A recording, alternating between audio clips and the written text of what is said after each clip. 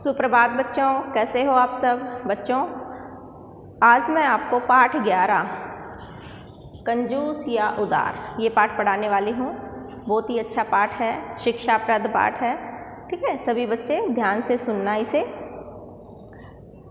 तो बहुत पुरानी बात है, उस समय की बात है जब पंडित मदन मोहन मालवीय, जो इस पाठ में मेन किरदार हैं, वो कौन है? पंडित मदन मोहन मालवीय एक विश्वविद्यालय, यूनिवर्सिटी जिसे हम कहते हैं, उसकी स्थापना करना चाहते थे। काशी हिंदू विश्वविद्यालय की स्थापना ये करना चाहते थे। तो बेटा, कोई भी नई संस्था हमें बनानी होती है तो उसके लिए बहुत पैसों की ज़रूरत होती है। तो उन्हें भी बहुत पैसों की ज़रूरत थी। तो वे काफ़ी अपने तरीके से, कई तरीके से पैसे इकट्ठे करने की कोशिश कर रहे थे विश्वविद्यालय बनाने के लिए। लेकिन मतलब जितना उनको विश्वविद्यालय बनाने के लिए राशि चाहिए थी, उतनी राशि उनके पास इकट्ठी नहीं हो पा रही थी और उन्हें लगने लगा था कि यह विश्वविद्यालय तो अब नहीं बन पाएगा। तभी उनके एक मित्र उनके पास आते हैं और कहते हैं कि उस जगह पर, वो एक गांव का नाम बताते हैं कि उस जगह पर एक सज्जन रहते हैं, अवश्य ही तुम्हारे इस कार्य में वो तुम्हारी मदद करेंगे, तुम्हें उनके पास जाकर मदद मांगनी चाहिए। तो मदन मोहन मालवीय जी जो थे वो उस गांव में चले जाते हैं और पूछते पूछते उन सज्जन के घर पे पहुंच जाते हैं। जब वो वहां पर पहुंचते हैं तो दरवाजे पर दरबान है, वो पूछते हैं कि आपको किनसे मिलना है। तो मदन मोहन मालवीय जी बताते हैं कि मुझे उन सेठ जी से मिलना है। तो वो उन्हें बैठक में बिठा देते हैं, ठीक है, और अपने वापस बाहर जाकर खड़े हो जाते हैं। अब वो इंतज़ार कर रहे हैं काफ़ी देर तक, लेकिन उनसे मिलने कोई भी नहीं आया, ना ही उन्हें अंदर बुलाया गया। वो बैठक में ही बैठे थे, काफ़ी देर तक वो इंतज़ार करते रहे। इस तरह से अंधेरा हो जाता है इंतज़ार करते करते। तो एक नौकर वहाँ आता है और लालटेन जलाता है। फिर वो दूसरी तिल्ली से दूसरी लालटेन जलाता है ताकि वो बैठक में भी एक लालटेन रख पाए। ये सारी चीज़ जो उनके सेठ जी हैं, नौकर का जो सेठ जी है जिनसे मदन मोहन मालवीय जी मिलने आए हैं, वो देख लेते हैं कि नौकर ने दोनों लालटेन जो हैं वो अलग अलग तिल्लियों से जलाई है।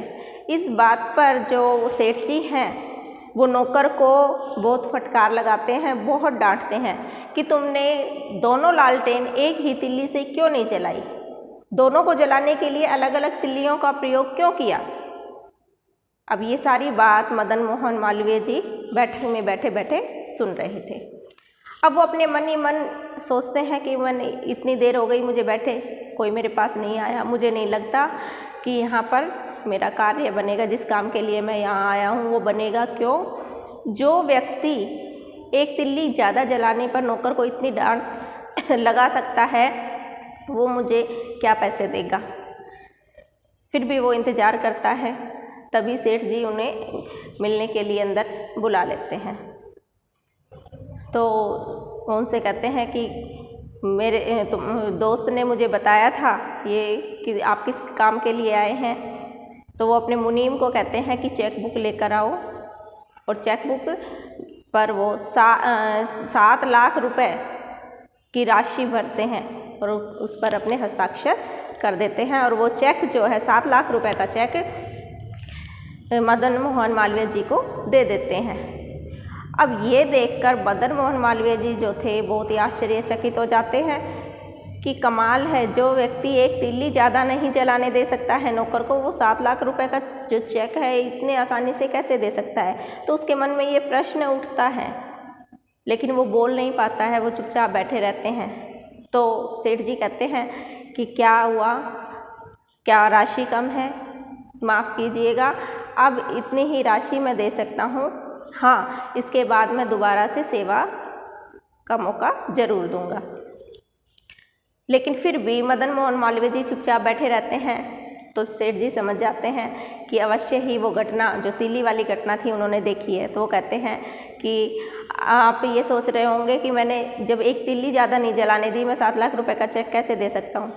तो आप ये सोचिए कि मैं जब फिजूल खर्ची इनको छोटी छोटी ये फिजूल खर्चियाँ करने देता पहले, तो क्या मैं आपको 7 लाख रुपए का चेक दे पाता? अर्थात अगर मैं घर में फिजूल खर्ची होने देता तो क्या मेरे पास आज इतने पैसे होते जो मैं आपको राशि दे रहा हूँ? ये सुनकर मदन मोहन मालवीय जी हैरान रह जाते हैं और मतलब बहुत खुश भी होते हैं उनकी ये बात सुनकर। तो बच्चों, यहाँ पर आपका ये पाठ समाप्त हो गया है। अब मैं आपसे पूछती हूँ कि इस पाठ से आपको क्या शिक्षा मिली, क्या सीखा नया आपने? तो बच्चों, इस पाठ से हमें सीख मिलती है कि हमें छोटी छोटी चीज़ों का भी हमें ध्यान रखना चाहिए, फिजूल खर्ची नहीं करनी चाहिए। अगर थोड़े में हमारा काम बनता है तो थोड़े की जगह हमें ज़्यादा चीज़ों का प्रयोग नहीं करना चाहिए। कोशिश ये करनी चाहिए कि कम से कम चीज़ों में ही हमारा काम बन जाए। बेवजह हमें आलतू फालतू के खर्चे नहीं करने चाहिए, क्योंकि बच्चों, बूंद बूंद से ही सागर भरता है। कहते हैं, तुमने भी सुना होगा कि बूंद बूंद से घड़ा भर जाता है। तो इसी प्रकार यदि हम थोड़ी थोड़ी फिजूल खर्ची को रोकेंगे तो हमारे पास आवश्यक समय के लिए, कोई ज़रूरी समय के लिए, मजबूरी के समय के लिए हम काफ़ी अच्छा धन इकट्ठा कर सकते हैं। तो बच्चों, ये पाठ बहुत ही अच्छा पाठ था। सभी बच्चे इस वीडियो को सुनेंगे और पाठ को पुस्तक से पढ़ेंगे। धन्यवाद।